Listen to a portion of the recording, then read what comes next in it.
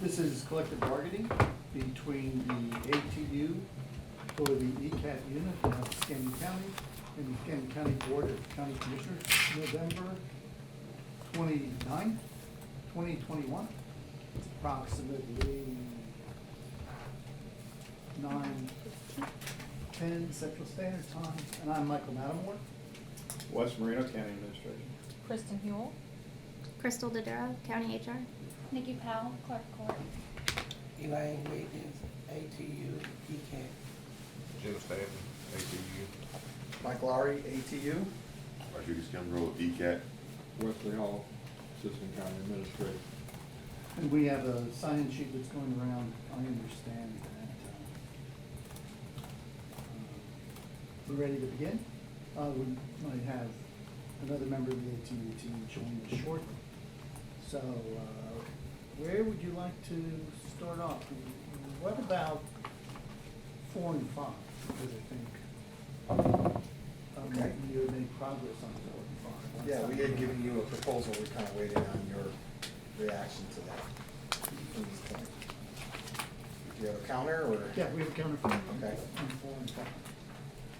These are double-sided, but I also have single-sided.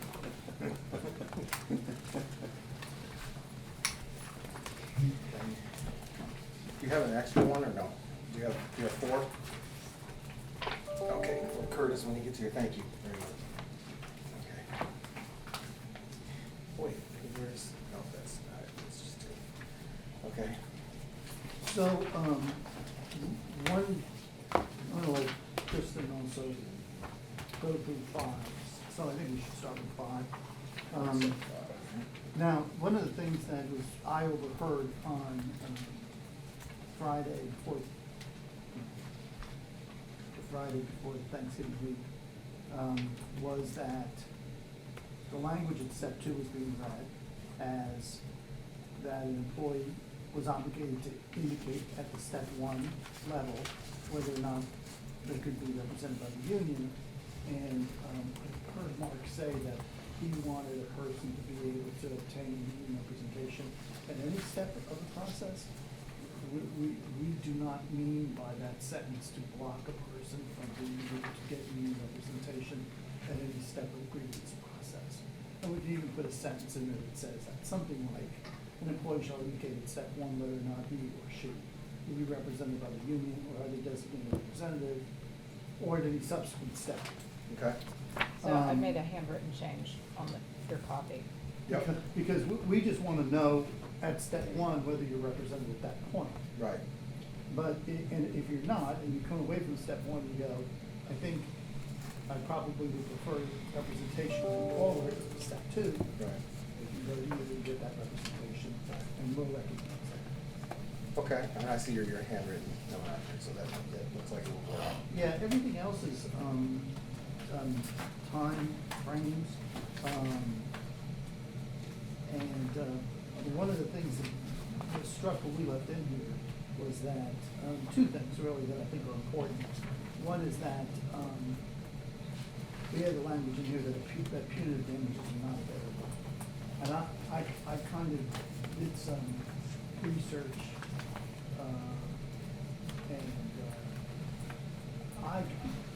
the language that I read and the arbitrators that I read their decisions said that punitive damages aren't available in a contract arbitration.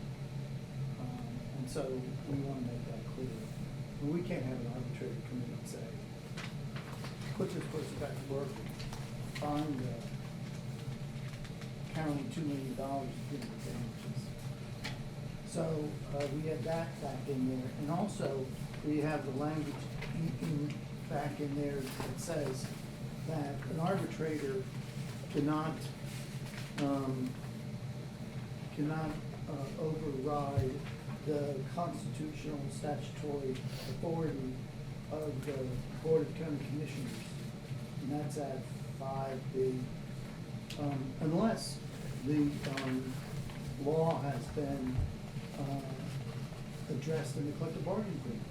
So if that they have a legal right to do something by constitution or law, and abridge it or delegate it or modify it by this agreement, then they're stuck with this agreement. And the arbitrator can enforce the agreement.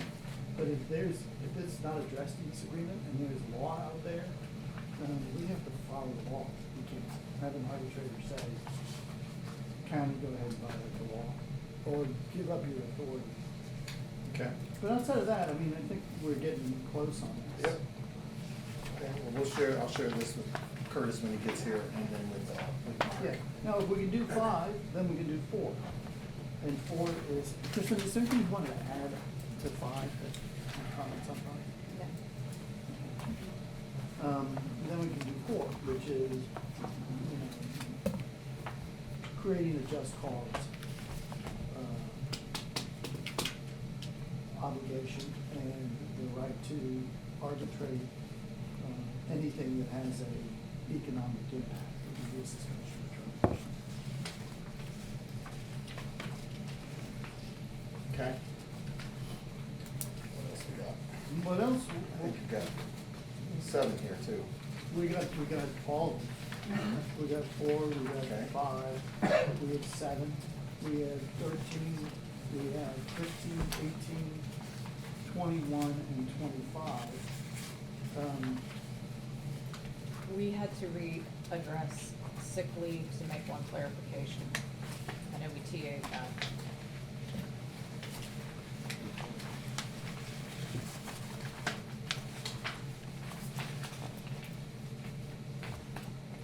Is that where you highlighted sick leave may be utilized at a minimum in 2-hour increments? Yes, that's correct.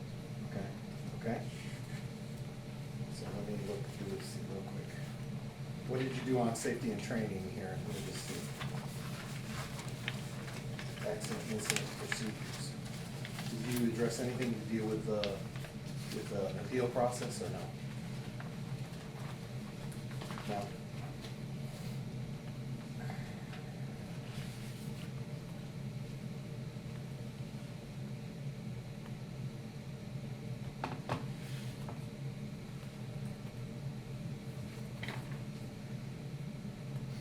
So let me ask, are you saying that if someone's charged with a preventable accident, that they don't have a process to appeal that preventable accident?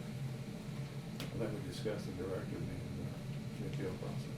The director would be in an appeal process? I think that's what we discussed in our last session. Yeah, that's when we'll be able to, that's why we'll have the actual safety committee where we sit down and we go over the entire PTAS, SSPP combined, and, you know, further new federal Right. guidelines that are coming out to where we actually put together what actual preventable, non-preventable looks like. And Right. that's how we make it through that whole article. So Curtis suggested that we add that into this article, that we would do that, some language that would add it in there, that would be the intent going forward, that we would address that through the SSP, PTAS, and through the federal mandate of the safety. Is there a language that can be created to be put in there that will address that, so we can? I I try think to, section 1 specifies. Section 1? Section 1, yep. We added that, the SSPP and the PTAS.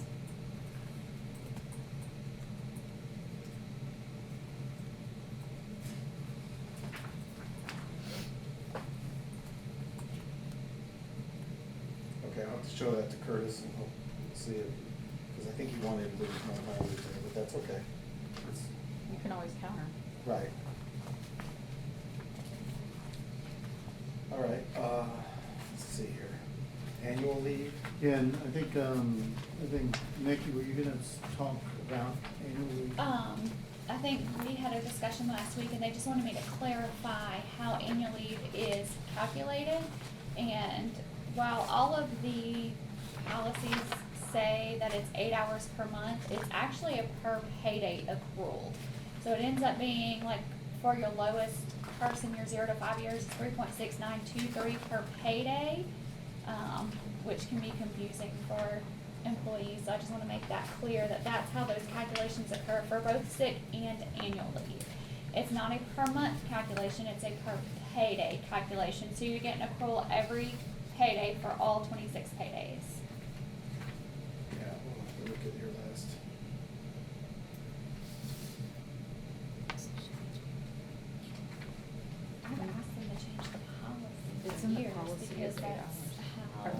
yeah, how all So, of the is policies this are written, but it really replacing, should be. which was proposed before with the, Mhm. but- so you don't wanna put in the actual, It's all in the policy. so we've already picked our vacation bid this year. What are your thoughts about that going forward? So, that was the thing that we discussed the last time, being we already currently have our vacation, so vacation shoes have already done it. What they've earned? If we begin to accrue, right, if we get something ratified or get something soon, where we can actually begin to accrue, right, for the following year, which is the year of 2022. Right. And so that when next vacation choose up comes. 2023. For 2023, we'll actually have the actual accrual amounts inside of, where now an employee doesn't even have, they don't have to guess. They can see it on their own now, like this is how much leave I have accrued. Right. And it will have to be a formula that'll actually be in place because an employee actually knows now how much leave they have. So we won't have to do a formula. So there'll definitely have to be some transitional language. It just depends on the date of when everything is completed. Okay, hold on a second, I forgot, your table of contents doesn't match your pages here.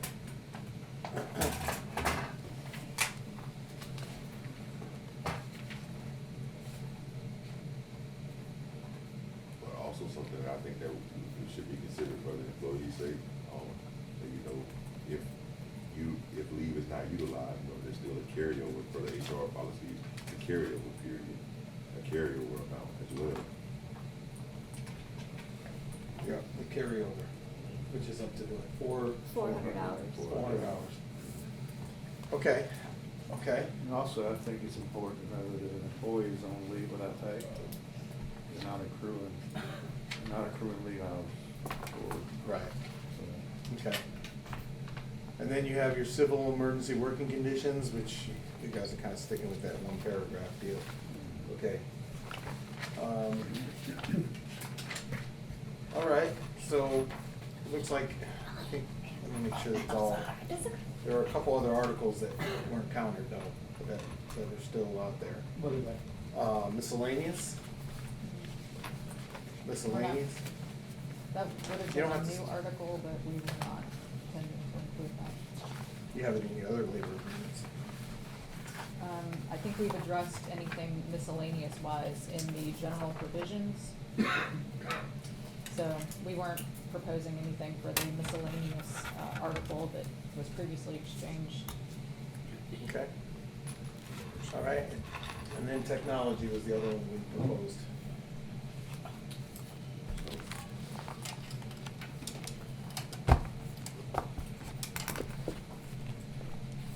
I don't have a copy of that technology, it's, my computer's charged, and I can pull it up again. Okay. All right, so I guess we'll take a caucus and go through this and have a discussion, and then just text Crystal or Sure.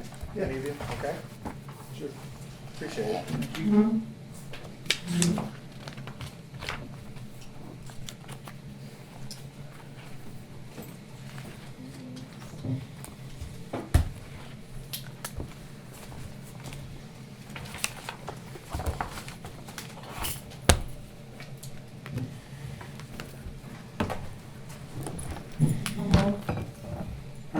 Yeah. Okay. Hi, thanks. We were over at our side of the caucus, and we talked about whether there's a pathway to a contract. Mhm. And so we kind of, probably cut to the chase and kind of identify what we thought as a contract possible. And so, this is what it would look like. For a long time, we proposed that there be no Article 4 on discipline in the contract, but we're willing to put an article in the contract, which is the Article 4 that we proposed, which I think references the discipline policy of the county and also allows for arbitration for disciplinary action that has an economic impact like a suspension or termination. So that would be 4. 5, we made modifications to 5. So 5 would be what we brought in today, which we think is a pretty straightforward rules on arbitration process. Now for 7, the proposal that we received was 120 hours of release time and release for negotiations. We're willing to compromise there and say that 120 hours plus, we will release up to 3 people for negotiations during our next full contract negotiations.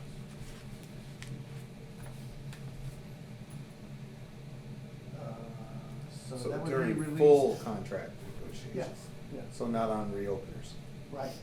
And then, obviously, someone has to be scheduled to work to be released for that day, right? We're not gonna pay you on a day off. But if you're scheduled to work that day, then you would be released with pay to go to attend collective bargaining. On 13, we added section 1. We're gonna give you the policies that are referenced in section 1.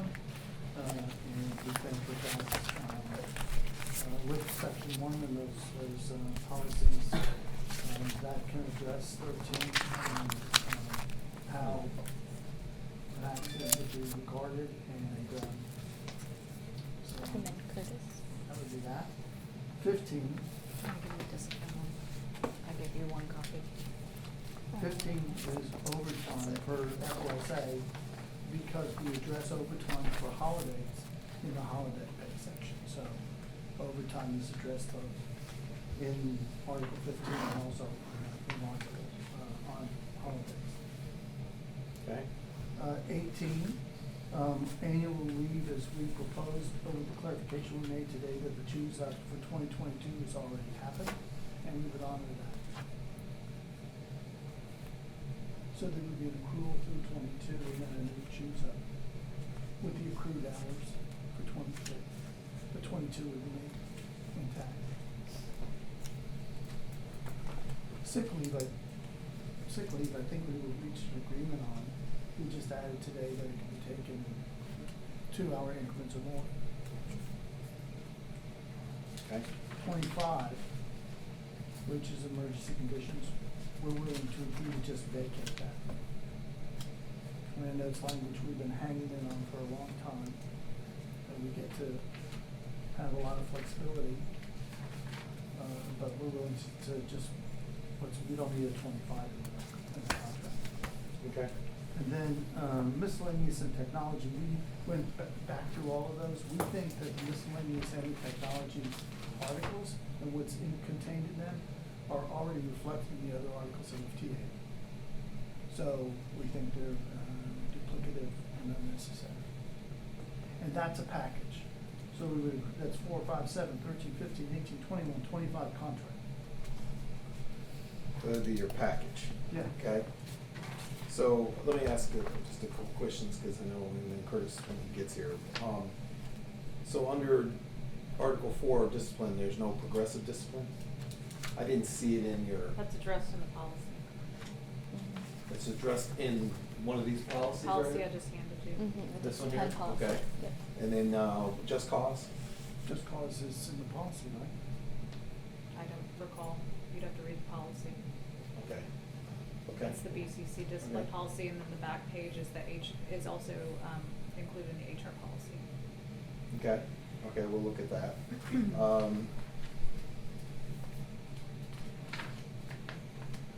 But it also states in Article 5, under the definition of a grievance, a grievance is defined to be any dispute between the county and the union as to whether or not any employee was suspended or discharged for just cause. So we have just cause. Okay. Okay. All right.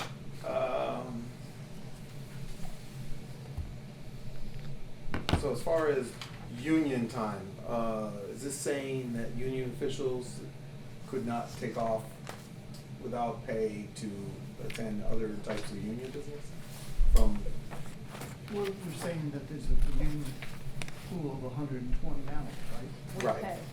That's with pay. with pay. What about if, for instance, we have to, if I had to, or Jim had to go Without pay, you mean? without pay to represent? I think it's, it isn't addressed, Any subject other- to the discretion of the director. Any other leave would fall under the general county HR policies, and I believe there's a leave of absence in that policy. Correct. But So what that would mean what, Krista? That would mean the union official has to use their own leave? Did you read D, Article 7D, designated unions may request union leave with pay to conduct union business by submitting union leave request form to the transit director or designee, yada, yada, yada, yada. that's with pay. Mm-hmm. That's with pay, I'm talking about without pay. So you can do leave without pay. That's in the HR policies and procedures. And how does that work?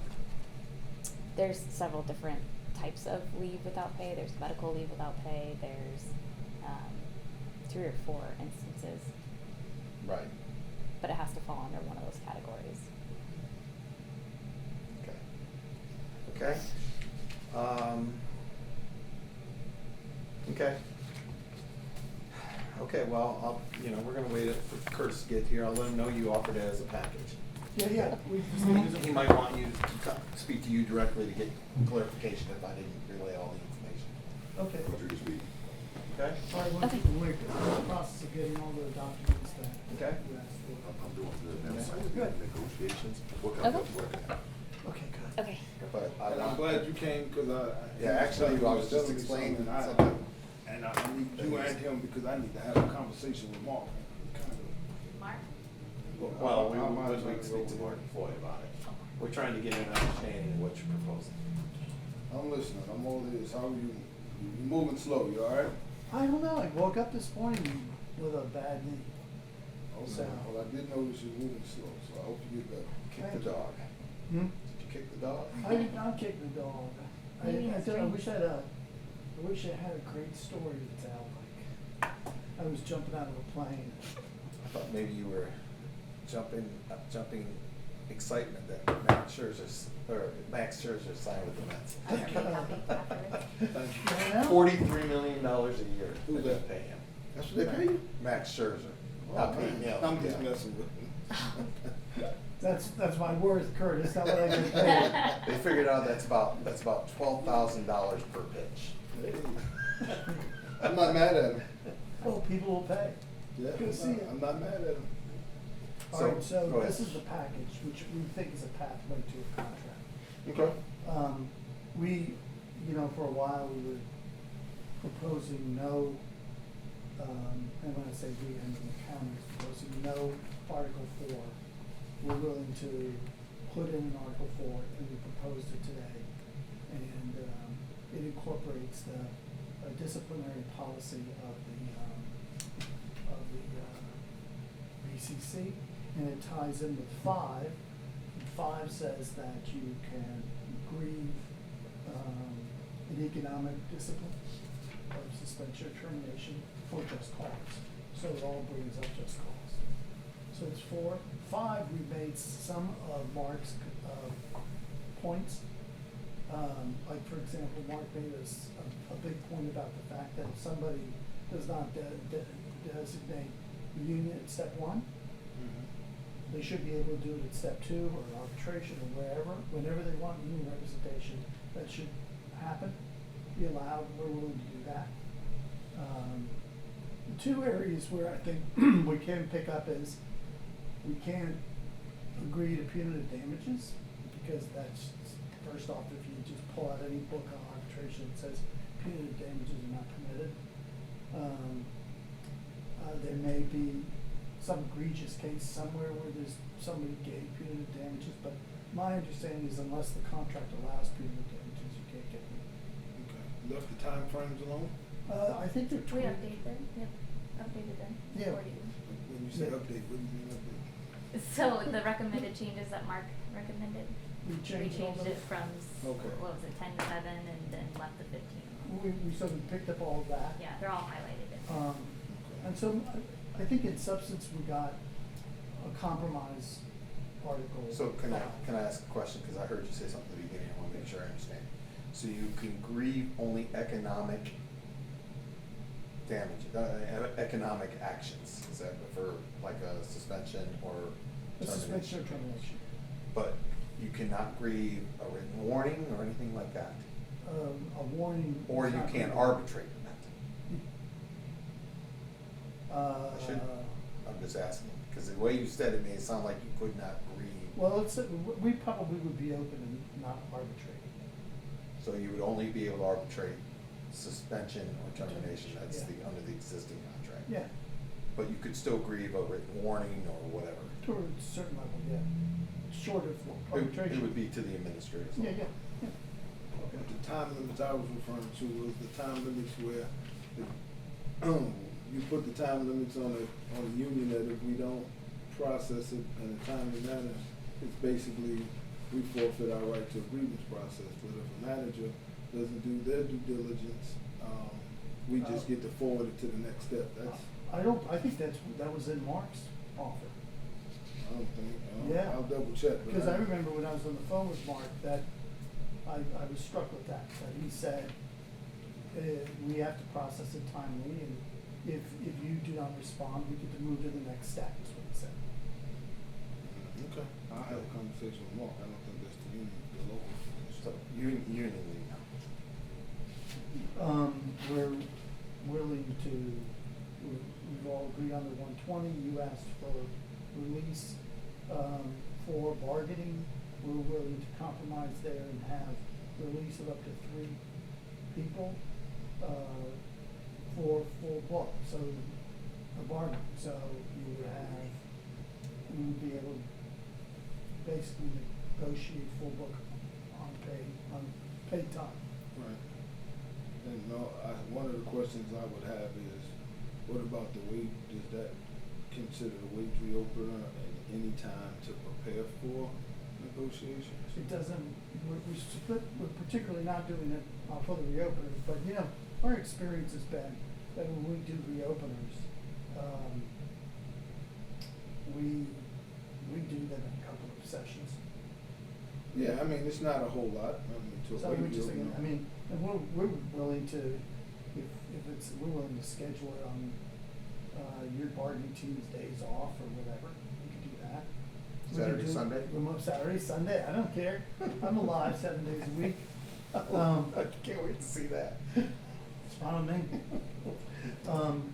For 13, we added a section 1, which references some. Wait, can you go back to 7 for a second? Yeah.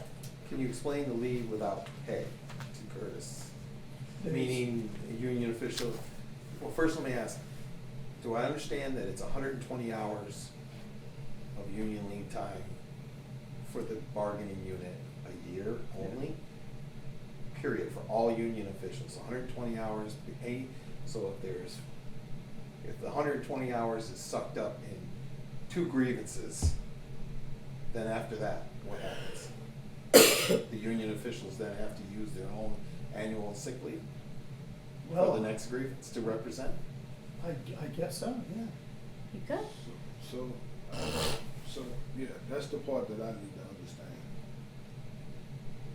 You're saying the law allows somebody to use their personal time in order to represent the organization?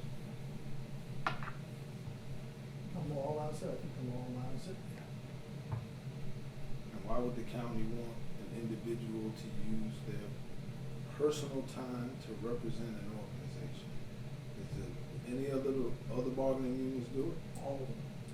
They use their personal time. Well, they all have 120 hours or less.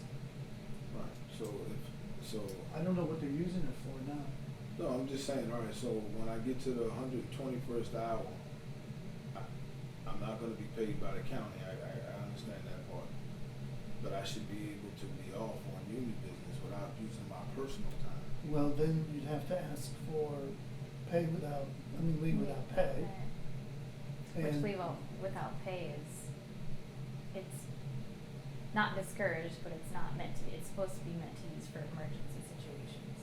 Right, but we should be having a clause in here that if you recognize union business, and this goes back to the argument the county made months and months ago, maybe even a year or 2 ago, that if a union official is off, then department should be recognized that they're off and doing union business. And the local or however they get paid is upon the organization, right? But they shouldn't be getting hit with attendance and having to go through hoops of the HR policy, because this is a collective bargaining agreement. I'm doing the business of the members on county, with the county, so why would I be? Or at the last offers, I understood Mhm. from the ATU was 120 hours a year for each year of this contract, plus release time to do collective bargaining. And I think that meant collective bargaining that was collective bargaining it didn't define whether that was for reopeners or full bar. I think you missed one part. Yeah, because It the said- local represents other bargaining units, so they would have to. Mark's language at the very top paragraph. Yeah, so we don't wanna be put in a bad position if the county's only giving 120 hours. Okay. Yeah, but it says a maximum of 120 hours per fiscal year may be authorized by the county as union leave with pay. Right, with pay. The first paragraph doesn't have to do with, Let me see it. first thing only just has to do with what you can do. So we're on the same page with that. It's the without pay part that I'm trying to achieve. So what we're going, and but listen to that. And the only part that alarmed me was, she said the HR policy. Well, there should be something in the contract that speaks to what union officials do and not be governed by a policy in HR. It should be part of this union leave. This says, Article 7A says, that union officials who are members of the bargaining unit may be permitted to take union leave with pay. Then the second is, union business shall may define. Then C says, a maximum of 120 hours per fiscal year may be authorized as union leave with pay. D, designated union officials may request union leave with pay to conduct union business by filing a form. Union leave with pay may be requested in 1 hour increments. Employees who are granted less leave for less than a full shift must report to their supervisor upon leaving and returning to work. All requests for union leave will be granted at the discretion of the transit director or designee. This is,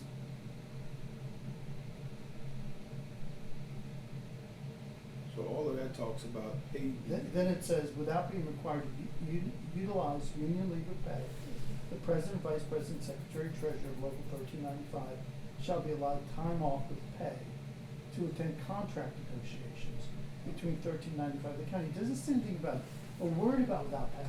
Right, well, I'm just saying, okay. It doesn't say a word about without pay. I So we're understand. responding to this by saying, we're basically accepting this, except in that last paragraph, instead of just opening it to negotiations, which could No, mean anything. And we're on the same page with, this is all paid status. Yeah, yeah. And I'm just only referring to non-paid status. Right, so what we're saying is, we're going to let you have union leave with pay that's not going to be counted toward your 120 when we renegotiate this contract. And we got that, and we cool with that, and we appreciate it. But some time ago, I don't know if it was your office or not, I don't know, and I'll talk to Mike. The county sent over to us, and I can pull it up on my email, saying that all union business that was, would have to be put in, you would have to put in for it, fill out a form if you had to be non-paid to go represent, at the time we were doing the contract in Panama City. Right. And and I think, if I'm not mistaken, either Kirsten or yourself said that the law said that you couldn't be permitted to do something. I don't remember it exactly, I need to pull it up. Well, it had to be unpaid, and then, I'd have to look at it too, but I thought it was unpaid, and then, fringes would have to be paid by the law. I quite frankly, I don't remember any of that, and I don't know any of that. I'm not asserting any of that. I'm not requiring you to do any of those things. I'm just saying we're responding to articles. No, and I got that. Yeah. I'm just saying that there's an unfulfilled piece here, because the local still has obligations to represent other bargaining units within its organization. So that's the piece that this, I think, And I'm also concerned that it says 120 hours and then beyond 120 hours, because now it's unpaid, and we hit 121. Now the union officials are being punished because they're gonna potentially be under the HR policy where they end up having to use their own annual or sick time or whatever. And I think I read some other descriptions. Well, I think that's 7. I think that's all we're gonna do for 7. 7 is not, well, let's be very frank, 7's not very popular with the decision makers at the county. yeah, but being popular and Being realistic is and two being different realistic things. that by law, they have to represent the other bargaining units. So, if No. not, we get DFRs for. Yeah, but that's for not the our, duty of that's re- not our responsibility. So let me ask this It's question. not, but it still should be your responsibility to have it. So if I Time start, off. oh, I'm sorry. Okay, well, That's. If I start requesting grievance hearings That- on my those are the off days, type which of would be things that- Saturday, Yeah. that go to Sunday, impasse. is the county gonna show up to those grievance hearings on those days? Is Crystal gonna show up? Is Mr. Kimbrough gonna show up on Sundays when I request to have grievance hearings on my off days? Because that's the only time we're gonna be able to do it.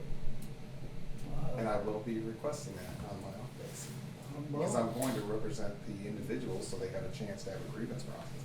To me, this is just union busting. That's all it is. It's union busting, Mike. You know it and I know it. Move on, next. Clearly, Mark and we need to have a conversation about the parameters of that. And if the county's position is that they're not gonna allow 1395 as an organization to conduct the business that they need to conduct legally, which is, not forcing us into a DFR, then that just has to be an impasse issue. We're responding to 7. No, we got the. Article we got it. 7 you gave us, and we Just like made a Kirsten has, compromise. no, just like Kirsten has done, we've signed articles, she's pulled them back and changed them, right? So we're just telling you that we left out a piece, I don't care how you want me to say it, the unpaid part, not the part that we're discussing now. Mike said he had a problem with one part of it, but I'm talking about the unpaid part of it, to continue to be on union leave in order to handle union business, to conduct other union business. That's all I'm referring to.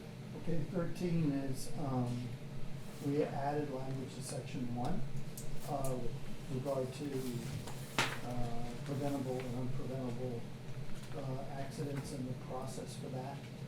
In 15, overtime is per the FLSA, except otherwise noted in the contract, like there's special overtime for holidays.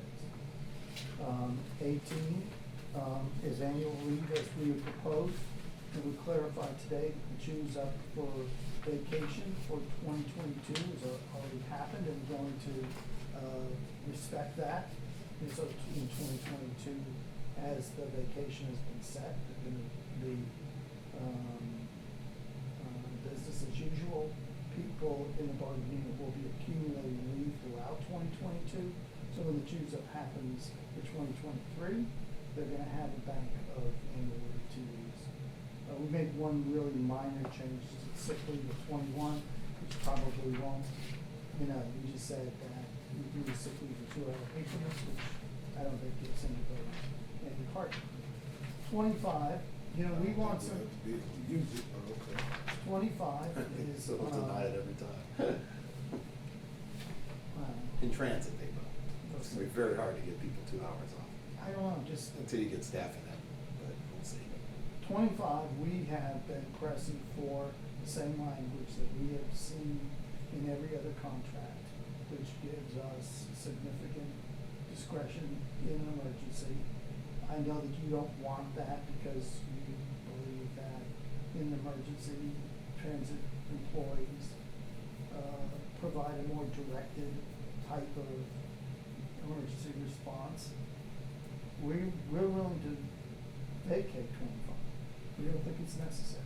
So here's what I think you're not taking into consideration. We had some discussion around it before. The law has changed. Now you have to have a joint safety committee. And this would fall under that plan, that joint safety plan, because it would affect our members' safety. So I don't think you're taking into consideration what has been put out in the infrastructure bill and look through it completely. That's gonna be covered by 13. Right, but I'm just telling you that. It's already picked up by 13. We realize that, and we're gonna follow that. You don't have a choice. Well. It's not yeah, something but that's it's not- negotiable it's for not- you to it's follow not- certain it's not a policy. It's not a contract issue. Right. It's not a contract issue, but it is a joint labor. So if Mike Lowry doesn't sign off on it, then the federal government steps in and says, okay, well, why do you not? Then we don't need 25. That may be so, and we'll have a discussion around that, because that's what I'm saying, that you. If it's in the law, it's in the law. We're gonna follow the law, for sure. The law says that the union will actually have more say-so with the current law than what you want in giving you open range, is what I'm trying to So say. that's why I'm suggesting that we not have to fight over 25 and hold up this contract. Oh, there's nothing holding it up now, we're here to bargain, so ain't nothing. No, I know, but you have your position for 25, we have our position for 25. Let's just let the law cover it. They just gotta do a better job. Last hurricane management did a terrible job of managing the system. It was the worst I've ever seen. In all the years I've been there, it was terrible. Didn't even have water or food for the people. They handed them MREs to eat. It was embarrassing to watch. I don't know anything about that. I know, I'm just saying it. Okay, so I think I understand. It's a pathway to a contract. I don't disagree, I like the packaging of things, I think that we still have to counter you. I think there's a few things, not many, but there's a few things that we have some heartburn over. I think, we discussed them with you, so. I do agree that packaging is a pathway to getting a contract, especially when you're this close. But there was a few of them that I didn't see in this package that is still open.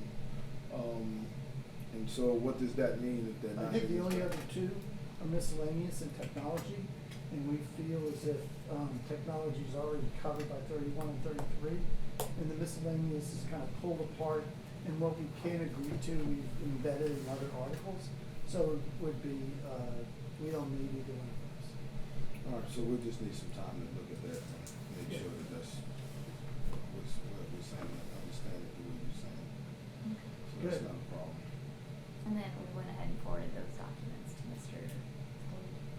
That was Okay. requested. Thank you. Okay.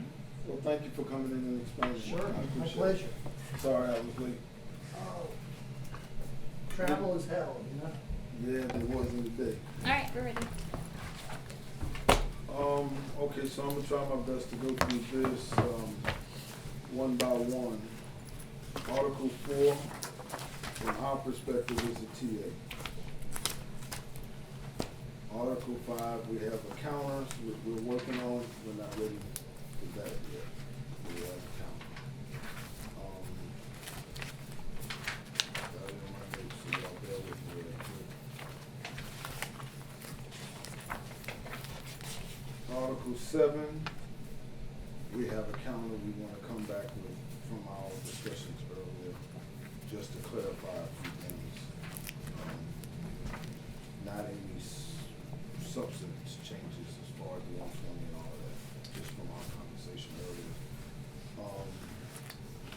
Article 13 is a TA from our perspective. Article 15. Mike, I just want you to give me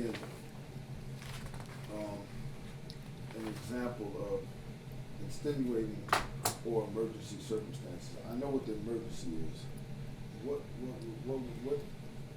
does that mean?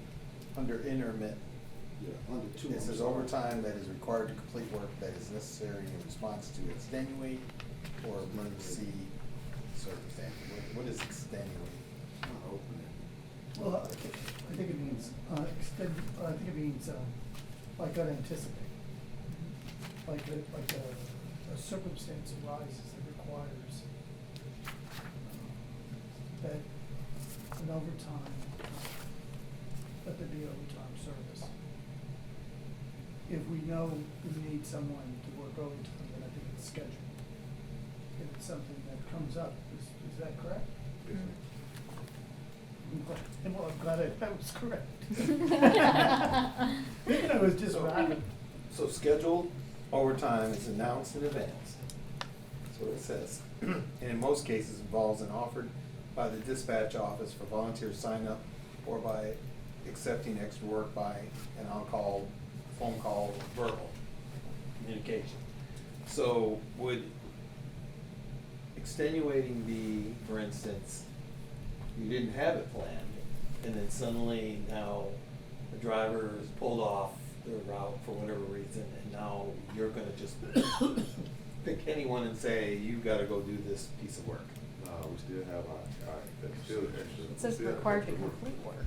Yeah, we still have the extra work article and all that stuff in there that still goes through the guidelines, that everything is still done by seniority, by the actual sign up list. Now, let's just, again, when looking at these things, I don't like come up with case by case scenarios, but I guess let's just say, for instance, Blue Angel show is here, and everything's covered, but I don't know, somehow the Blue Angel Central Rhode Island Authority says we need one extra bus. Well, I can't even think of a scenario to try to fit the question that you asked, because we still have extra work assignments. What we do, we will follow it by seniority. Well, I mean, if your intent is to follow Article 31 and 33, and that is what we're hoping, we just wanna make sure that you're not gonna use extenuating I outside think of this. our counter would be to take the word extenuate out. And how would I read that? I I don't would have just to- say, to response, it says, necessary in response to emergency circumstances, would be intermittent. Okay, well, we'll. And talk I about think, that. I think that the way we all see it, I don't wanna speak for nobody, but the process is there, even if an emergency comes up, then that's the intermittent part. Okay, so if we take a extenuating, we have Then agreement. we're good, agreement yeah. on it. 15 would be a TA for us. Okay, 18, we have a counter. As you know, this was a sticking point last time we met, so our counter is the grandfather for life of the contract. Existing employees would receive at 16 years, would receive 15 hours. 21 years would be 17 hours, and 26 years would be, have 20 hours, which is not far off of what you have, but once again, it's taking away from, people that have time is where our biggest, thing is. So we're trying to find a comfortable compromise for both. So that's our counter. Everything else we can live with. Can I go back to the other one about the extenuating? What do we replace extenuating with unforeseen?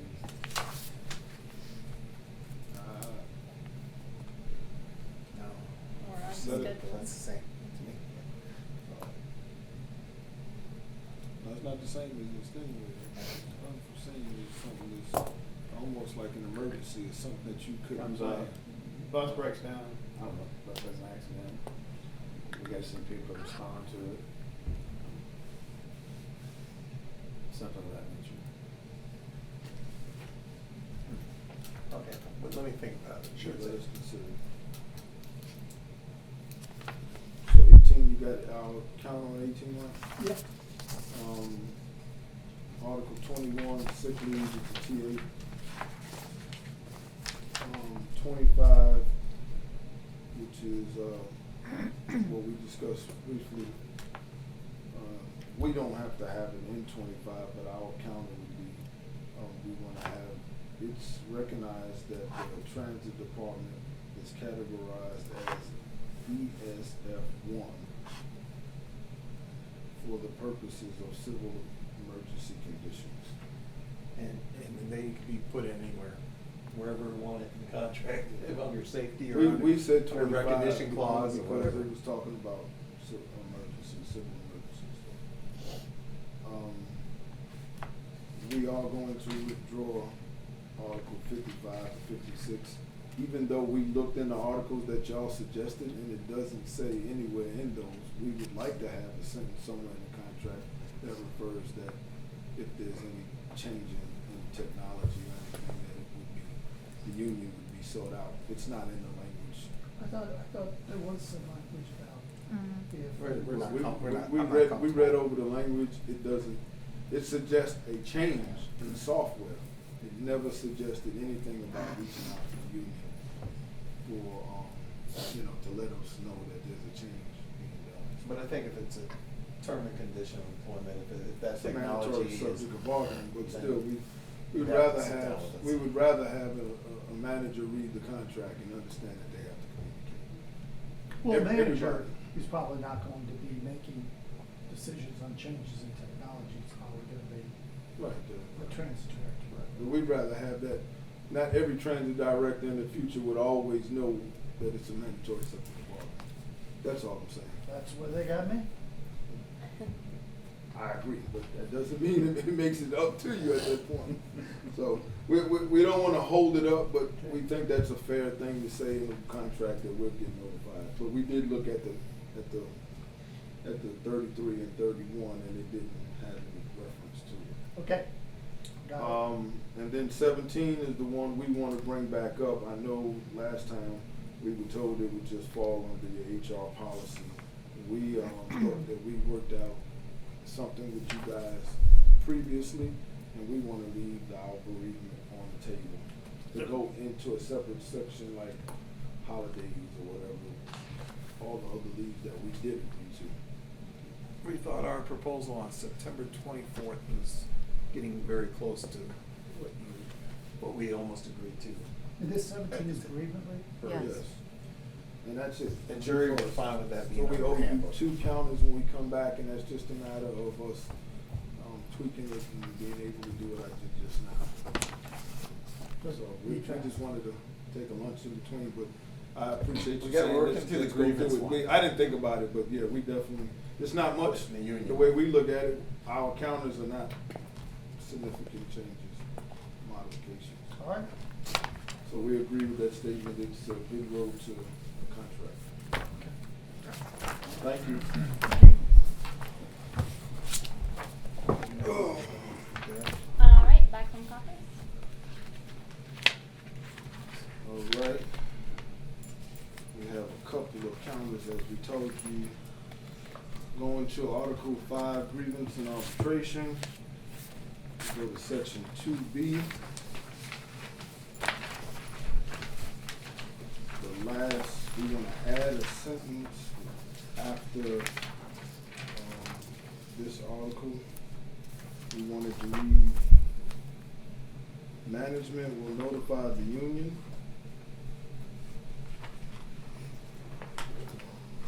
of any grievance meeting and provide copies of any written communication concerning the grievance or its resolution. It's in Section 2B. Then we have in Section 6,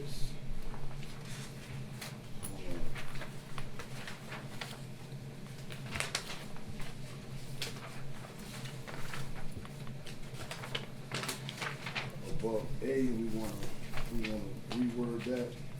The arbitrator has the authority in the award to make the grievant whole,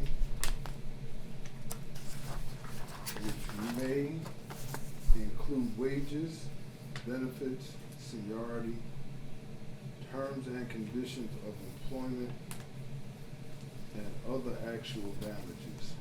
However, the following limitations shall apply of monetary awards. And then going to A. That's our counter for grievances. B, got B too. That was On B. B. Did you see this? No, I didn't see. Oh, 6B. B. 6B to read, the award shall not exceed the actual loss or damages suffered by, and then strike through, and will not include punitive damages, and pick up where it says in case of involving discharge and so on. The award shall not exclude the actual loss. What was the? Or damages suffered by.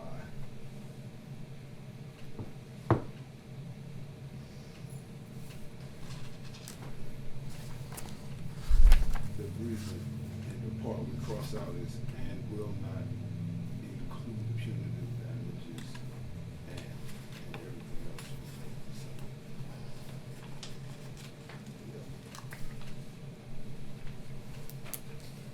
That's all of 15.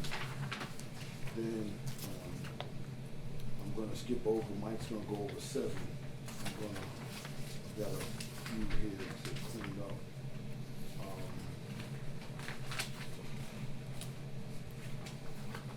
On Article 15, Wes asked us to consider forgiving. That's fine with us, we consider that. Unforeseen. Unforeseen, I'm sorry. Unforeseen, I'm sorry, I wrote it too. So we're okay with that, we TA Article 15. Then Article 18, we just wanted to add the same verbiage as we've been signing off on the county's policy and procedures, which says that it's revised. May 6th. Yeah. Whatever that was. Whatever the date was. We were doing that last time, we TA'd it. Yeah. The revised date of the policy, that's all. You talking about 18? On 18. All right. We looked into potential grandfathering, and that's not something that we're going to be able to do. There's 23 unit members who may lose some hours. 15 stay the same. 25 actually gain accrual hours. But on top of that, we're allowing them to have rollover before they didn't have rollover. And that means they have greater control over their balances from year to year. And the other thing is that when the county allows for leave buyback, they would be able to participate in that also. So there's actually 2 enhancements that cover every one of those 2. So, Can you just give me those numbers again, if you don't mind, Mike? 23? And who they were too, by the way. 23 would accrue somewhat less hours. 15 would accrue the same number of hours. 25 would accrue more hours. So more people will accrue at a higher rate than at a lower rate. And just keep in mind that this isn't kicking in this year. Right? I mean, the accrual would kick in this year, but the vacations would not be impacted in 22. So when you did the numbers, who did the numbers? And you were able to determine that 25 would, you did them? Yeah, I did. Were my the thing. 25 mostly junior in seniority, on the seniority list that actually accrue more, and the ones that lost were the ones at the top? Yes, sir. And that's why we proposed the way we did. Because I came up with the same kind of numbers. I was wondering exactly if it was the same, but that's the reason I went with that. Well, the reference to the policy, they, like we've done elsewhere, is probably okay. But the grandfathering is not, because of the rollover, the leave buyback, and the fact that more people are going to have advantage from what we offer as a disadvantage. Anyway, just wanted to. Well, No, I appreciate it. agree, but I think you also want to take care of those that dedicated their lives here. Yeah, yeah. Compared to those that are, nothing against those, but Yeah. those that have probably These aren't. 5 or these less aren't- years of yeah, service, yeah. 7 less years. We just are looking for. Okay. I'm sorry. No. So that took care of 18 and your response. 21 we did, 25. So it's just Article 7 that we have. And that's, Did they want to mention, do you want to talk about civils, the one on, did you want to respond to that one? Or you want to wait? Oh, it was on us? Okay, so for union time, I'm sorry This is a kind of a chicken scratch type thing. There are 2 pages, they're in order, you can pass them out. I don't know how many are there, I think Crystal made 5 copies for, enough, 5 of them. Looks like it's plenty. So I'll It's explain actually it, so 2 you. pages though. Yes, it's actually 2 pages. All right. There should be one handwritten and one.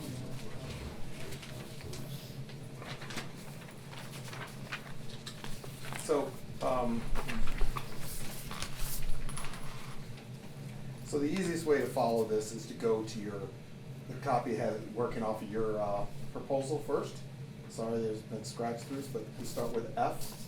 And it says, all requests for union leave, we would like to insert paid or unpaid, will be granted at the sole discretion of the transit director, period.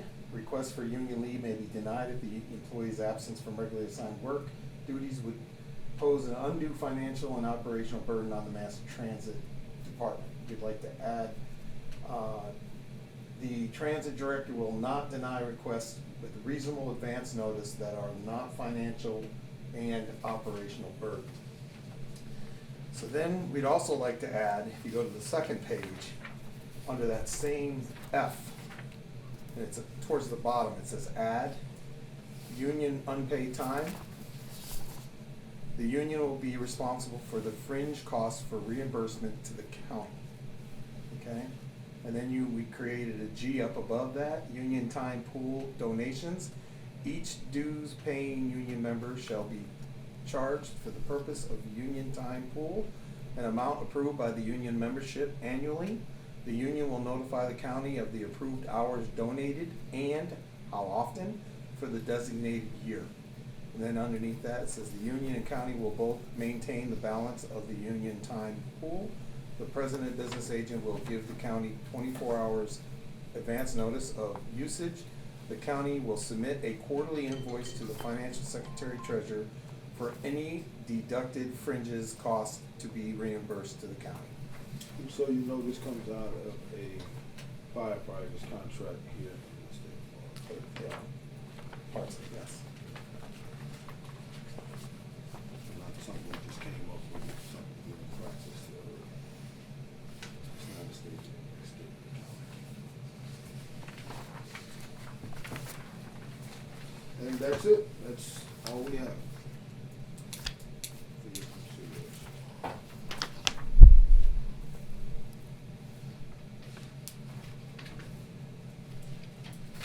So fringes, just in case, that's the employer costs. Okay.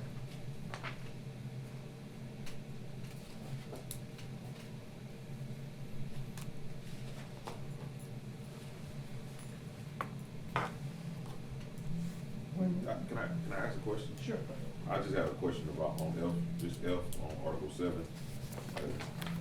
So when I read F on Article 7, it pretty much says is at the mass transit director's discretion, but then it also says that the transit director can't even deny it if it's an advance notice. So it's kind of just like, pretty much we need that No, it sentence. But it says, You yeah. can't deny it if it's not an operational Or financial. or financial burden on the operation. So in other words, if you have the ability to allow him off to, he or she off to do the job, then that's when you don't turn it down. I wanted to make sure that. Yeah, it's definitely, and that's why we put under there again, you see it handwritten. You will not deny unless reasonable advance notice, then it says not for financial and operational burdens. Repeat the same sentence. We think we can be reasonable with your, and that you'll be reasonable. It's about too. communication, that's what it's about. To me, that just seems redundant. It You're is, basically saying the it same is, thing. but we did not want to send a message across the table that we just saying that he can't deny it, just do what he just did. Yeah, we didn't want to. We wanted to maintain the same language up above, right? It's about how somebody receives it. And he did receive it that way. We was ahead of that, that's all. The intent is to work together and be able to perform the work that the union needs to be able to work, not to, put the county in a bind for the union having to do it. So that's all. Okay, the question, how about the language for Article 5? Yes. You want to add language that says To be, actual loss or damages? Or is that actual loss or actual damages? two B is about, management will notify the union of the grievance. No, it's not on It's on Six. Yeah, We're on 5, 6. And it says, let me You say see. other actual Let me damages see. in 6. Let me And see. then you want to Check this here. change 6B to say actual loss or damages. So that's kind of two different things. You mean actual damages? Actual damages, yes. Employment and other actual damages. And then why isn't that covered so you don't need to do language in B? And B, we put award shall not exceed the loss of or damages suffered by the grievant. You can say it out loud. This is actually Mark's previous language. It's from his previous proposal, so you have it in his proposal before. We didn't try to come back with all of his stuff. We took the most important piece. Yeah, I wrote down what you said. I thought you said So- for B, So- actual loss or damages. So I Shall just- not exceed their actual loss or damages. So I read the text. Okay? We can. To discuss that, but I want to update him before we put him on the phone. So, yeah, all right. Mr. Bell? Actually, his stated in 6B, the award shall not exceed the actual loss to, comma, or damages suffered by, comma, the grievant.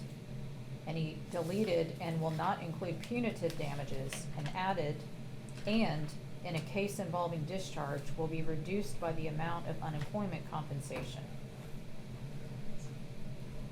Yeah, we're And we talking about why y'all declined to, doing accept that change. What's that, Chris? I didn't. We declined to accept that change, and it was not incorporated into our proposal with the exception of what's highlighted in a case involving discharge. We understand that. That's why it's negotiations. Just because you decline it don't mean, the art of negotiations is going back and forth about something. So we've made movement on some of your things today, and if you keep holding your position, then you can do that, but that doesn't, you know. We took into consideration the things that are important to you, and we asked the same courtesy, that's all. So, you know, I'm not saying you have to make changes, you do it, but it's a process. Right. And I think we've been, both sides of the week, made some movement. Just continue to do it till you get there. But I believe in it. And we'll call Mark about the actual languages, and probably just gonna ask Mark to give you a call instead. Or just put it on the phone, because she's gonna want it recorded when he's talking, communicating. Yeah, that's fine too, but, you know, the whole goal is just to make sure that you understand what we ask. He's our representative on that issue, that's all. All right, Thank you. okay, thank you. And I will say it until we get a contract. Your statements earlier were right. This is a path to getting us a contract. Okay.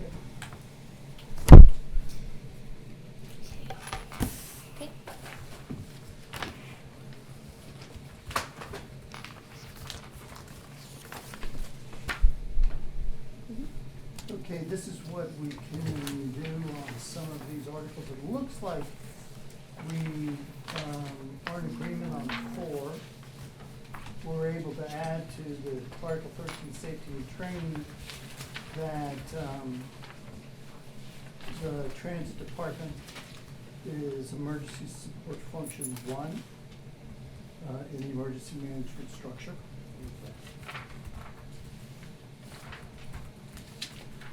We're able to strike extenuating from Article 15 and replace it with unforeseen. Sick leave, 21, I think we're agreed on. Annual leave, we're able to add the language after the reference to Human Resources Department policies and procedures manual as revised 5/6/21. With regard to Article 5, we've already picked up all the date changes. We're able to agree to add language at 5.2b that says manager will notify the union of any grievance meeting and copies of any written communication regarding the grievance or resolution will be provided to the union, so we can agree to that language. 5.2b. We're not able to agree to the damages language. I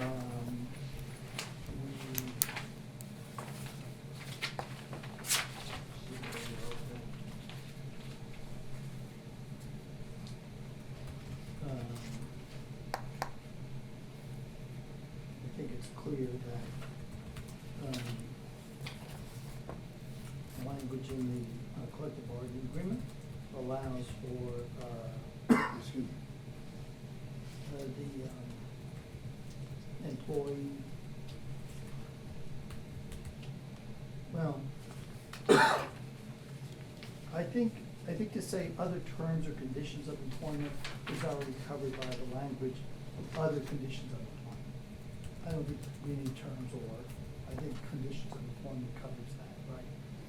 That's so if it's not something that necessarily has a back pay component, but you're wanting to change some practice like overtime or time off or something, choose ups or something like that, that's all conditions of employment. So we're not trying to limit the arbitrator's ability there. But we cannot have the county exposed to potential punitive damages. And so, and we think you're kind of saying the same thing, because you say actual loss or damages, but you're striking not include punitive damages, but if it's actually actual loss or damages under the law, that does exclude punitive damages. So, we're kind of confused by that. So that's where we're apart on 5, which is pretty close, I think. We're not kind of looking for union leave. I don't know if somebody wants to address union leave. It's a lot. It's a lot. Yeah, it's a lot. I just don't think we're even close on it. Paid or unpaid, we highly discourage leave without pay. I especially since being in management have coached quite a few employees to manage your leave wisely so that you don't wind up in leave without pay. It's highly discouraged. I'm not, just being honest about it, it's not about one of our employees being absent from work to go negotiate or do union business in another county, another city, or another agency. I think I want my county employees to be working here in Escambia County for Escambia County. So I'm not about the unpaid leave. We spoke a bit ago about leave accrual, and if I understand it correctly, you're asking for permission to impose on your paying members a donation of leave out of their leave money into the union, if I understood it correctly. Any response? Mark Floyd. Hey, Mark? Hey, we're talking to him. Are you available in a couple of minutes? Okay, we'll call you right back. Thanks, bye. So, no, that's not what we're saying. What we're saying is union dues paying members who approve through the union process, where we would bring it before them, and they would approve through our process that we do.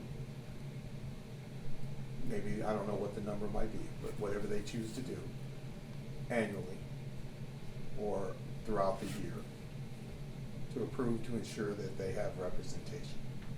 And their union officials are not being hurt by representing them. Okay. And I think that Mike, you've seen a lot of public contracts in the state of Florida. This is not uncommon, from what I've been told from Mark. It's not uncommon. There are contracts that have voluntary union leave pools every year. Okay. That's all this is. That's all this is. And we're coming back and saying, and we'll reimburse fringe costs. And you can't, so there's two things I think I have to counter, your thoughts. One is you cut the hours down to 120. It's not enough to do the type of work that's been done in transit. I can't speak for the county workers, but in the transit part of it, the ECE CAT, the union is a lot more involved in the day-to-day process, and they do a lot more work. However, I understand that you're looking at it from a county employee perspective, and that's partially right. That's 50% of it. The other 50% of it is the union is an entity under the state of Florida that represents, and every year they have to, go back and recertify, which most states don't have to do. But the union represents other bargaining units. So as an agent of that, how do you stop them from doing the work that's legally that they're bound to do? And that's why I said DFRs earlier. It's almost like you're gonna force us into a DFR because he's got obligations at Panama City to negotiate contracts. Most of the day-to-day work is done by the stewards and stuff over there, but it's the president's responsibility to manage that property as well. Definitely contract negotiations. So how do you put an organization in a position because you don't want to do it? That's tough. That at the end of the day, I'm not trying to be funny. That's just one that may have to go to impasse. I don't know. I know I can't sit here as a union international representative and take back to my boss, we agreed for the union, not for Mike Lowry, but for the union not to have unpaid leave. I mean, That's to us, that's a hard approach of stopping us from doing the business that the organization needs, not an individual. And I guess I would say kind of the same. It's hard for me to go back to my board. And yeah, we agreed to unpaid leave. I'm ending. So I understand, but So I think your board is like any other boards in the state of Florida where they're doing it, where they have unpaid leave for other locals. So I understand, and I'm not saying what they will or will not do. I'm not speaking for the county at all. Mhm. I'm definitely speaking for ATU. Sure. ATU cannot sit at the table and agree to not have a paid time off and not letting a local have the ability to perform the work that is legally done, up into and including the financial secretary being able to perform her financial responsibilities to the international on a monthly basis. So, for us to be hindered from being able to do our work, if it's not interfering, as we selected and said earlier, it's not interfering with the actual work of the county, then that's an unfair process to us. yeah, I understand. I mean, the unpaid portion of it. So we came off of the paid part. You know what I mean? But now it just feels like you're blocking us on the unpaid and being able to perform the rest of our duties. That's the way we see it. And then that's certainly The 120 not hours? my motivation. Well, Wes, the 120 hours that you propose, and nothing beyond that, other than then forcing us to use myself or entities, officers' personal annual and sick leave, you put us in a position that I wouldn't be able to conduct business it'd be very short. Mr. Kimbrough knows I'm holding two grievance hearings tomorrow. If if I was working for the county right now, I'd have to take time off and that'd be deducted. And it would happen, and then, you know, a few weeks later, we got another grievance process. Before you know it, that 120 is gone. I understand. And now I don't have that 120 anymore. But I should at least be able to continue to conduct the business to represent my members. You're limiting our ability to even communicate going forward by doing this. Mr. Kimbrough and I will have a difficult time moving forward. And it's gonna be recognized by the workforce. Mike, I certainly understand your thoughts and understand your posture and respect them, I do. I just feel we are where we are. Okay? So I guess, let me ask this. We have an impasse hearing coming up. As we all know, negotiations do not stop with an impasse declaration or hearing. Absolutely. So, you know, there's still time to reach an agreement. Yeah, but now, I'm gonna be frankly honest with you, we feel like you should pay that cost of this. You want the process, you wanna go to impasse, you pay that $1,500. You can't have your cake and ice cream every time.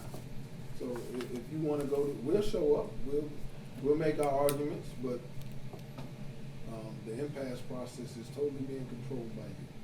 Well, usually one party declares impasse, not both, so. But you're asking us to pay for it. You know, no, I think the statute, law asks you to pay for it. But, it's sort of different than arbitration. But let me ask you this. And we'll go back and, is 7, what's left? I guess is what I'm asking. I tripped through all of these. Well, I think 5, we were gonna go back to Mark and have what you just talked about, have a discussion with him on the phone, maybe even bring him into the conversation. 5 and 7, because at this point. And then 7 with him too, because there's definitely concerns on 7. 5 and 7. 5 and 7 are open. You never responded to bereavement. For us, that's an open item. Everything else seems to be, let me see, annual leave is open, but, we heard your position, that you only fixed the revised part. We still have problems on our side. With the annual? The majority of the people that vote for this contract don't see it the way you guys see it.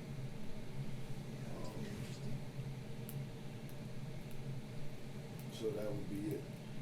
You gave us what we wanted in Article 25, so we withdraw that. I could say that for the record, we withdraw 25. It was, our concern was stuck in Article 13, I think. Yeah. Article 13 says, so that satisfied us. So just those 3 things. And we'll have a conversation with Mark about the 2 most important ones, which is closing out the grievance process and closing out the union business part of it. And he'll know more about the statute and what's happening in Florida than I will from other contracts. Yeah, okay. Well, that sounds good. I mean, Well, that's- so let me make sure I got it. So we're saying 5, 7, And 18. and 18, correct? 18 is the actual. Well, then you have bereavement, which is whatever number Yeah, that is. bereavement. 17. Yeah, Um, and that's it. Everything else is from TA to the board. Well, no, there was a package deal, remember, it was all on that. And we haven't actually signed anything. That's right, it was a package deal, so Well, it that's could be, what- it means all of them are open. Well, technically, that's why Technically, I'm yes, asking you, technically. we've got an impasse coming up.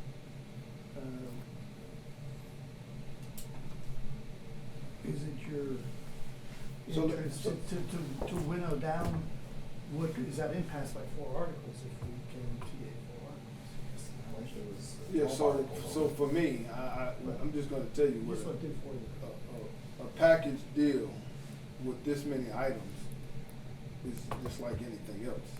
It's what you want us to consider as a package. It doesn't have to be a package for one. Right.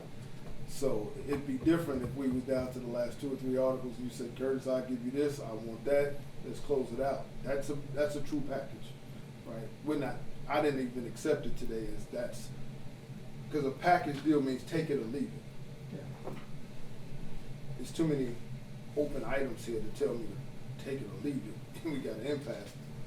Well, if that's the case, you could have just said, okay, we don't wanna bargain. I didn't take that from you this morning, is all I'm saying. Right, And yeah. and you've changed your position on items, and we've minimized our asks for today. Yeah. So to me, we've been collectively bargaining through. I think To so. answer your question is, yeah, when it gets down to the end of it, we may have one or two items that are going to impasse because neither side is gonna move today. Understand that. But that doesn't mean that what we TA doesn't move forward. And you could take the position as, we'll take all of it to impasse. That's okay too, I mean, I can't control that. I don't see that as working through issues only to digress and each party say to each other.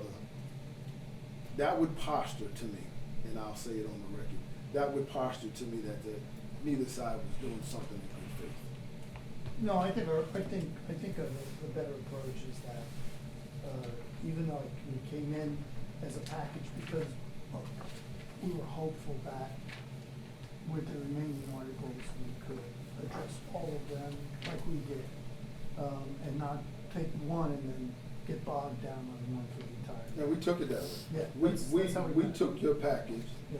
and only tried to keep the areas of Right. major issues that we had in the language.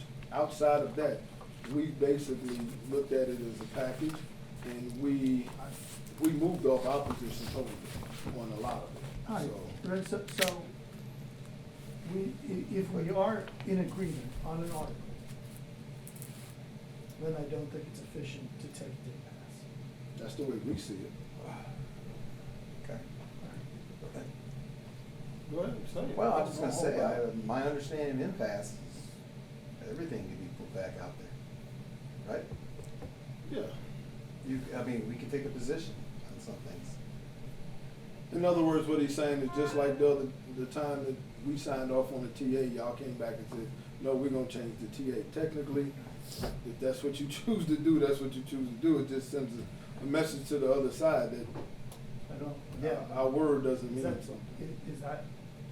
is that something you're contemplating doing? Is No. expanding the impasse No. by creating articles in dispute? that I got all night, resolve? Mike. I can finish Article 5 and 7 if we're really willing to get there. But it takes two sides being willing to do that. But to answer your To have an question. understanding of both sides' positions. I think we moved a lot of things over the 18th and 19th because we understood what we were trying to get to. And I'm gonna tell you, I am scared to death taking back any contract to my membership to watch their faces in that union hall the day I gotta present this to them. After them living under the private sector for so many years under the existing labor agreement. They're now gonna see things changing drastically. Mr. Kimbrough said, Mr. Lara, you gotta change, you gotta be willing to move toward the public sector. And I did that in good faith. I tried to move towards that side of what you all, but you can't forget. You know, when you talk about, she's angry right now. You're messing with her lead, and she's angry. And she's not the only one who's gonna be angry. There's gonna be a bunch of senior folks. And I know you can sit there and say some other things and say they're gonna be able to carry it over or buy back. I get it. They're gonna have to build it up and get to that point where they can do that. A lot of them don't have that kind of time left. Some of them are just trying to make 8 years in the pension. They're just trying to get there. And they're gonna get that small little check, 8 years worth, even though they got combined more years than some of the people, all these people in this room, right? They're not gonna get that. And I'm just saying we should find a way to get there tonight. Maybe we take a little break, go off on our separate ways, talk about this a little further, and see if we can be reasonable and find a way to get there. Because going to impasse, yeah, I understand the process, Mike. We're gonna go to impasse. There'll be December 2nd, we're gonna be submitting, our, whatever they call it, the exhibits. And then the 6th, we'll have a hearing, right? And I don't even like it because it's not even in person, but it's what we'll be doing, right?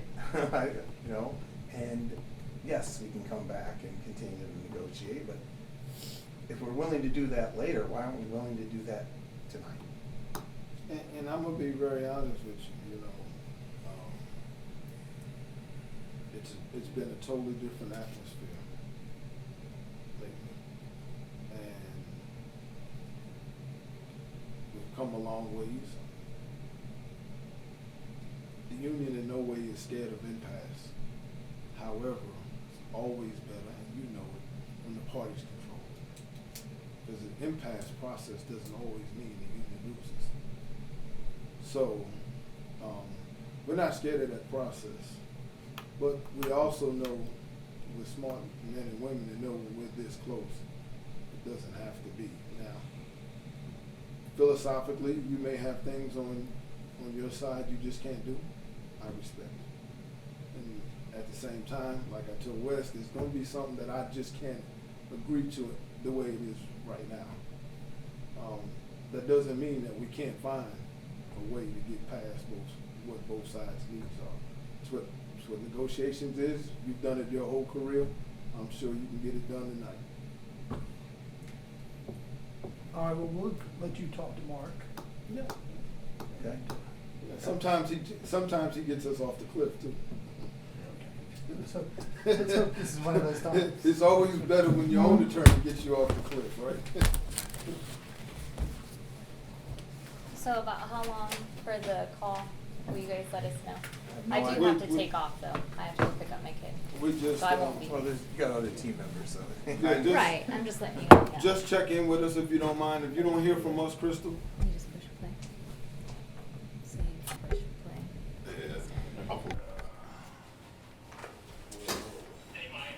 Hey, Mark, we got everybody in the room here, and so they can hear you, but if you need to speak, but Curtis is gonna start us off.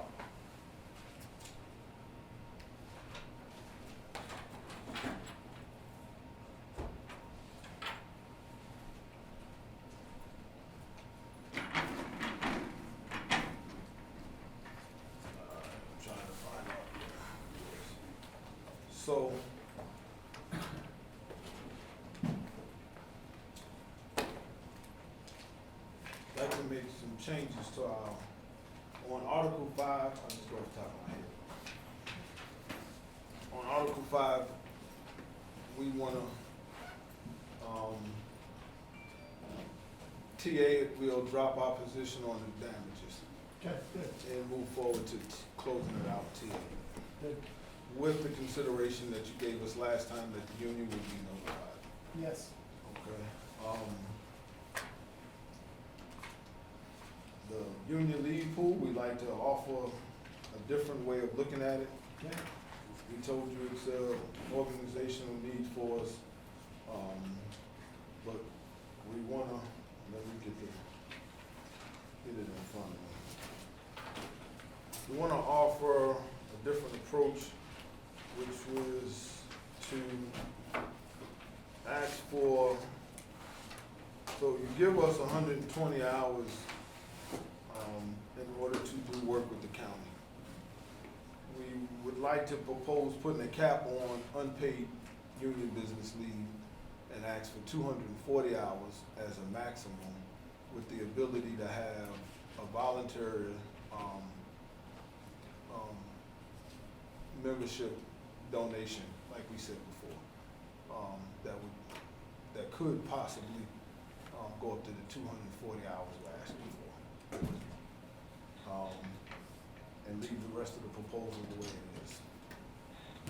On the end, we drop our bereavement proposal and just go under the county's bereavement with that Article 7. Vacation, Article 18, we'd like to package it a little different than we have, even though it's similar.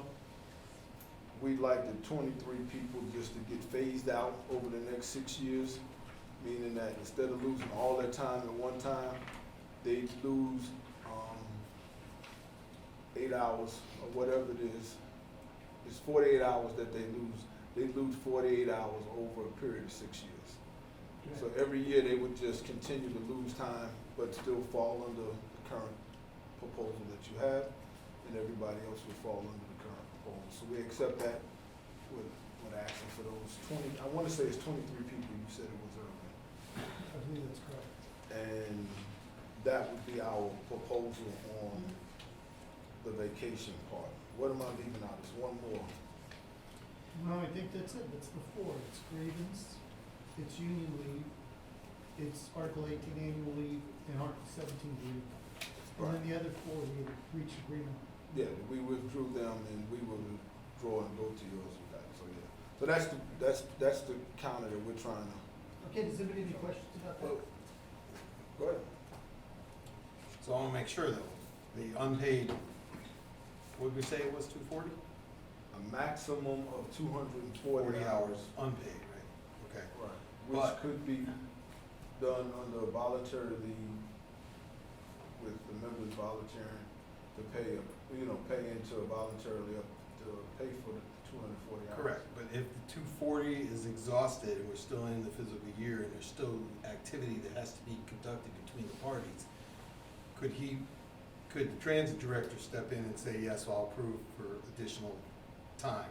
Because it could limit our ability to communicate if it were to be exhausted at some point within that physical year or calendar. Let's leave, that's not what we talked about, so let us have a conversation about it. Okay. All right, does anybody have any I reaction to just that? worry the Okay. relationship there. I've got a question. So, you're saying cap and unpaid leave at 240 hours. However,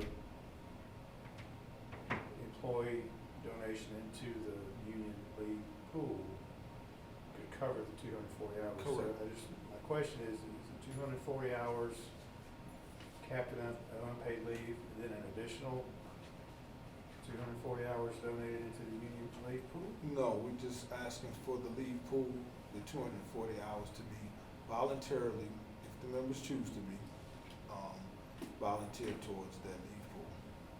And that would be the maximum. That's in addition to the 120.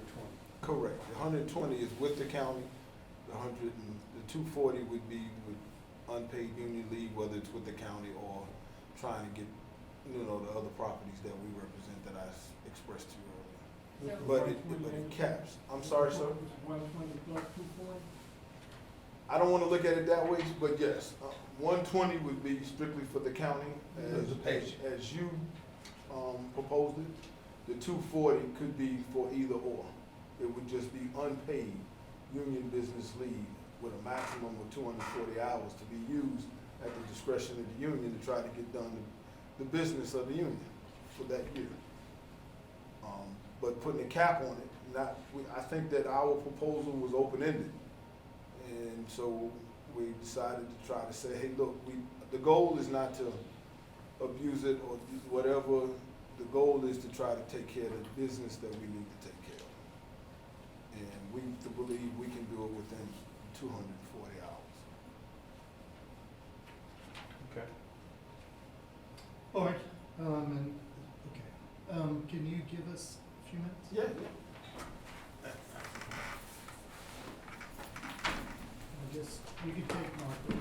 Yeah, but I'm gonna leave this stuff here if you don't mind. I just love the recording now. Okay. Okay, with Article 5, as you proposed earlier. Okay. We're good with Article 5.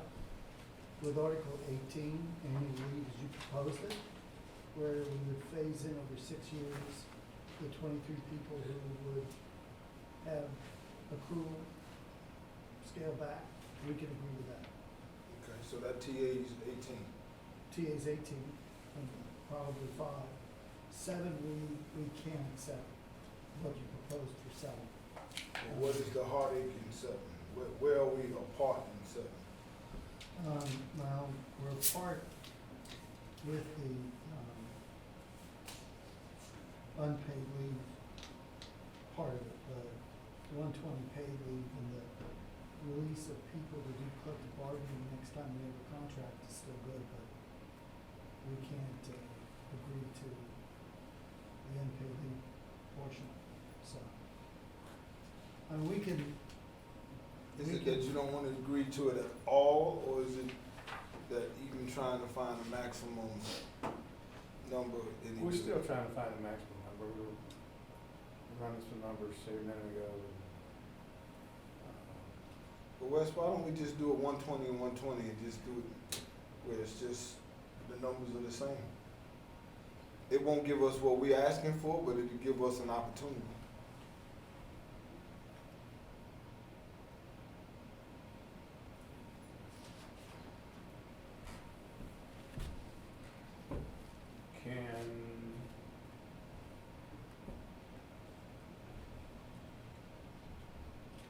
Can we send you something in the morning? I don't see why not, but let me When's your just. flight? My flight? Yeah. 6:30 in the morning, but that doesn't stop the show. I had to pick up Zoom teams and everything else, so.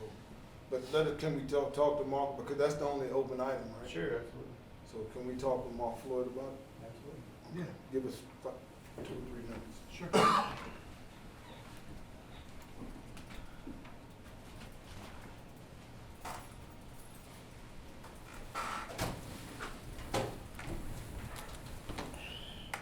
Oh. Okay.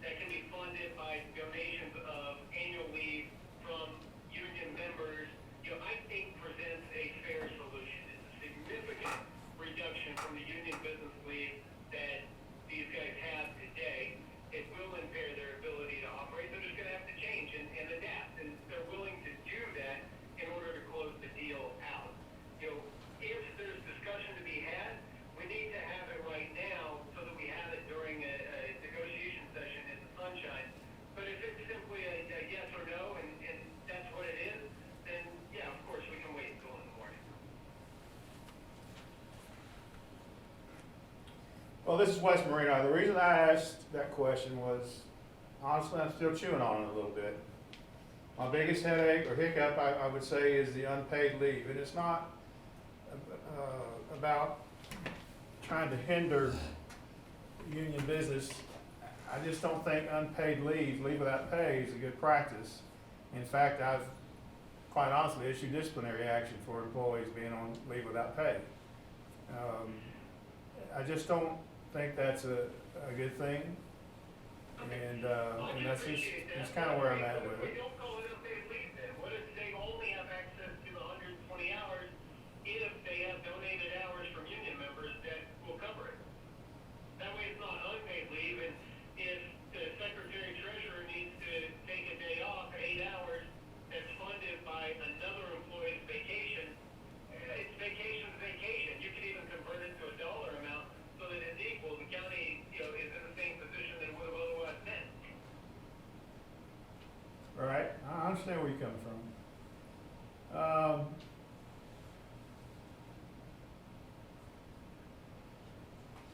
Give us 5 minutes now, and let us talk just a little bit. All right, we'll step out.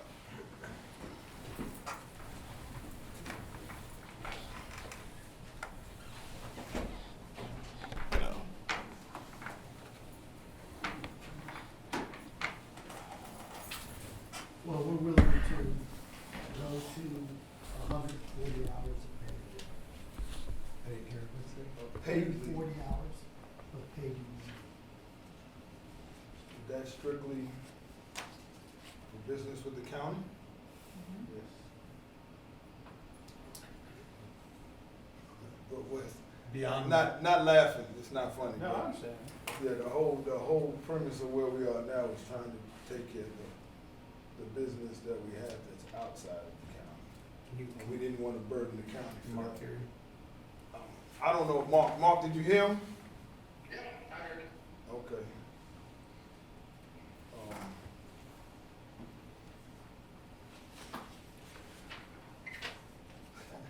You messed me up with that one, Effectively, Wes. it's 240 hours to be used in the same manner as the previously proposed 120. No, 140. no, huh? 140. Yeah, he said 140, not 240. Oh, 140, sorry. Yeah. Okay. Yeah, they messed us up because the whole premise of unpaid is to not ask the county to pay for any type of business that we have to do that's not county. So after we get past the 140, there would be 14 days. After we get past 14 days of union business for the entire fiscal year, then it would have to be, any union business would be unpaid or leave without pay. I'd have to follow under myself or Elaine or Jim or whoever, would have to follow under the HR policy, is that correct? Which is leave without pay, which means we would have to use our personal time first. That has to be exhausted, right? And then, once it's exhausted, then that's when it kicks in. And then it's up to you whether the union leave actually occurs. The union act, the unpaid. Can I ask, what's the county's objection to having employees donate annual leave to union officers? My bigger objection is, and this is Wes again, my bigger objection is, 140 hours is how many days a month? I mean, a year. 8 hours is 17.5. So it's about 17 plus days Well, I have 10 hours shift, 14 days. a month, 14 days a month. And then you add into that 14 days a month, 14 days a year. for whatever the annual leave is, or leave time that the employees have, and they take through that, they get through that, they're getting 5 weeks, or 6 weeks, or 4 weeks. And you add that on top of the days that they're gonna be absent to do union business, and then you add in some of the days where they may have to call in sick, or something unforeseen comes up, and before you know it, there's a lot of days that that employee's not at work. And I understand the need for the union to try to attend to business outside of the county, but from the county perspective, we hire that employee to perform work here in Escambia County, not to be doing union business in other parts of Northwest Florida. And I'm not making light of that, I'm really not. I'm just saying from a county interest, we have to look at all of these things, or I do, have to look at all of them and kind of bring them together. And that's kind of where I'm at. And I mean, it's where I'm at. Speaking to your concern, if I donate 8 hours of my vacation time to the Secretary Treasurer so that she can have a day off work, you're out 1 day, whether it's me gone or her gone, those 8 hours we're going to pay for 1 day gone. So I guess what I'm not understanding is it's an equivalent exchange. Instead of employee A being out, it's an employee B being out. To the county, that ought not make a difference because either way, one employee's out. I certainly understand what you're saying, and it's not falling on deaf ears. It's just that I don't think unpaid leave is good, and I think Well, I we've agree. been. I'm agreeing with you on that. The unpaid leave, I got you. I understand your concern on that. But if we have donated time, then it's not unpaid leave, 1, and 2, it's fully paid for because if the employee making the donation takes the day off or the other employee to whom it's donated takes the day off, either way, it's a day off. Now, you could have a difference in hourly rates, right? But, we can equalize that because, if I donate 8 hours of, vacation to give a higher compensated employee 8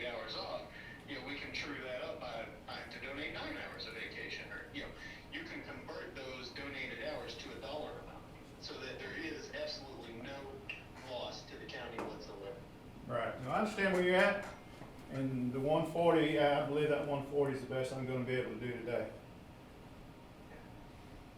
We did give you some tentative agreements that I think we had all agreed to. That's 4, 13, 15, and 21. If you are declining them now, I thought we had reached an agreement. I'm not sure where that comes, where that comes into That, the conversation. I've signed off on the 4 articles that we talked about earlier today. And we agree with your changes to 5 and 18, That's correct. and we just need to create those documents and send them to you tomorrow. But the That's other fine. 4 are there. Yeah, we'll sign off on it. Yeah.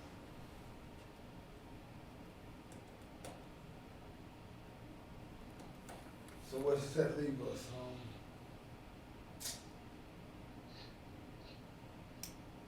Listen, we made a lot of progress, guys. I mean, you know, when I stepped into this, I didn't know what to expect, really.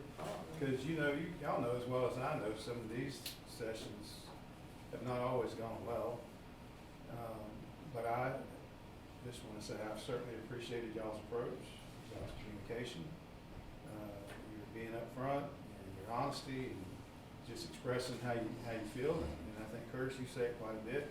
You know, we don't have to agree all the time, but at least we'll know how each other feels and where we're coming from. And I think that's been extremely helpful in this whole process. I think we've made more headway in 4 months than was made in 4 years. 4 years. I don't know, we had an agreement in 2019, You know, it's, till someone else blocked it. yeah, I'm with you. And so I have stepped into this role and tried to be just as transparent as I can be. I mean, the first thing we tackled was wages, Which was the toughest one. which was a tough one, and it was important to the workers. It was important for me to be able to address that, because I believe all our county employees deserve a significant pay raise, and I wanted to address that for the ECAT workers, because it's been so long since they had that increase. So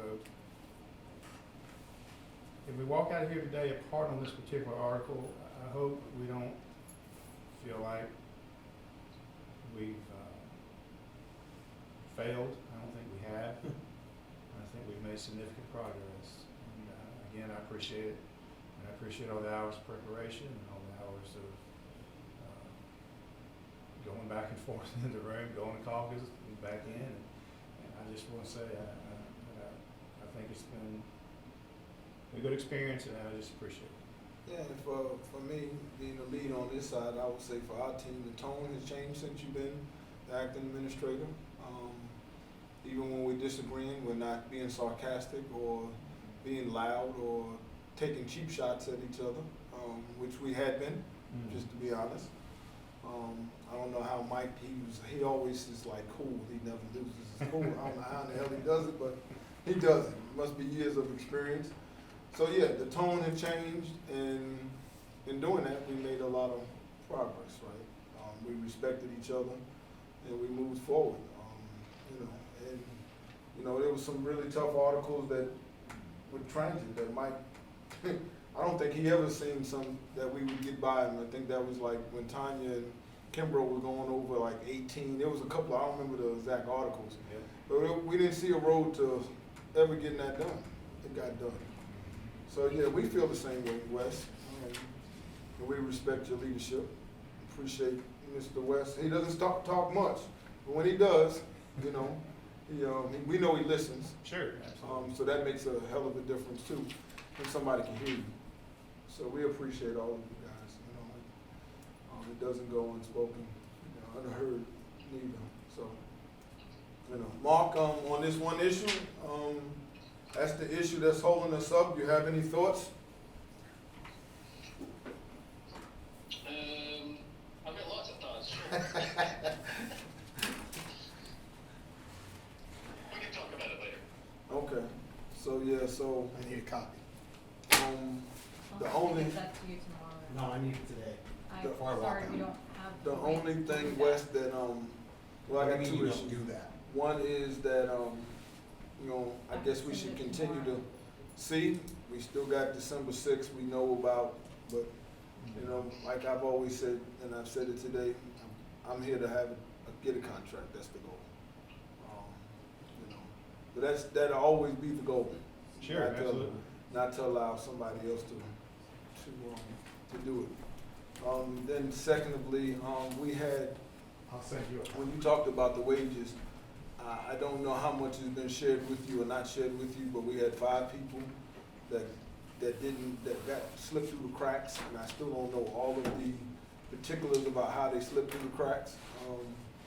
But my team is telling me that there's 5 people who were affected by the decision and wasn't made whole. Can you explain that to me, or to everybody? So, there are 5, there was like 7 or 8, but now it's down to 5. 5 individuals that once we agreed to the wages, we didn't take into consideration those individuals that were in the progression. And Wes, you know this because we discussed it. Brought it to your attention today, they were ratifying and were voting on it. Actually brought it to Tanya Ellis's attention, and while I was in the room with her, she even agreed with me and said that she thought that that wouldn't be a big issue.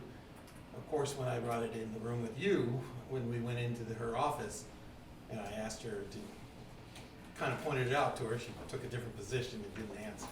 So, I thought it was the smartest thing to do because it separates the existing employees to the new hires. So when new hires came in, like we had the first new hire in the class, during orientation, I explained to him the process of the wages. I broke down the progression and explained to him what he could be expecting going forward. Versus existing employees, we should have kept them on the same progression that they used to be in, so that they would eventually reach what they were part of before. And we kind of separated them, and there's some disappointment there on many of those. One of them actually showed up earlier to sit in negotiations, and he had to leave to go back to work. But Okay. I just think that it would be nice, it would be clean for that. But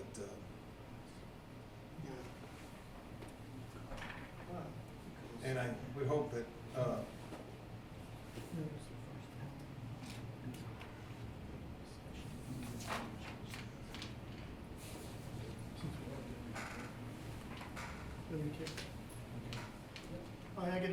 I just have a suggestion for all of us. Okay. Maybe, it's a good thing we got Mark on the phone. Why don't we do this?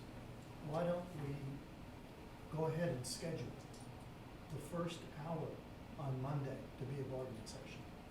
Okay. Because we don't wanna get there and be hung up on technicality to try to resolve this article. In the upcoming week, maybe you'll come up with a different idea or we will. Okay. Yeah, my goal is, like I said, to Yeah. keep it going as much as possible. I wouldn't be surprised if the special magistrate starts by saying, do you people wanna resolve this? Because sometimes they go into mediation. Mark, but I'm saying yes, Mark, but you know, that's your ball. I agree. I agree. That might, I agree. I would not be surprised at all if Ms. Wood starts off that, effectively a mediation. Yeah. Pretty common stance. Yeah, so we might as well go ahead and notice an hour before we have to turn to that. Well, Mike, why limit it to an hour? Why don't you just notice it as a bargaining session and special magistrate hearing? I mean, you gotta notice the hearing anyway. All right, well,